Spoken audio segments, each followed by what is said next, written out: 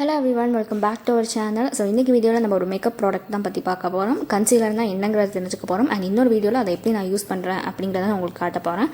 So பேசிக்கா கன்சீலர்ங்கிறது என்னன்னு பாத்தீங்கன்னா வந்து நம்ம ஃபேஸ்ல இருக்கக்கூடிய இம்பர்ஃபெக்ஷன்ஸை ஹைட் பண்றதுக்கு தாங்க.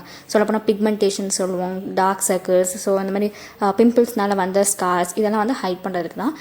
ஸோ கன்சீலர் பொறுத்த வரைக்கும் வந்து லிக்விட், ஸ்டிக்கு, க்ரையான், க்ரீம் இந்த மாதிரி நிறைய ஃபார்ம்ஸில் இருக்குது. ஸோ உங்களுக்கு இதோட இமேஜஸ் அட்டாச் பண்ணியிருக்கேன், உங்களுக்கு அது பார்த்தாலே தெரியும்.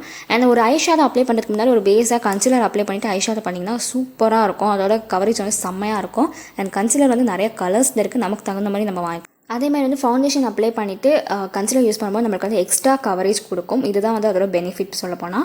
கன்சீலர் வந்து நீங்கள் 2 வேலை அப்ளை பண்ணலாம். ஒன்று ஃபவுண்டேஷன் போடுறதுக்கு முன்னாடி அப்ளை பண்ணலாம், இல்லை ஃபவுண்டேஷன் போட்டதுக்கப்புறமா அப்ளை பண்ணலாம். இது வந்து நம்ம இஷ்டம் தான்.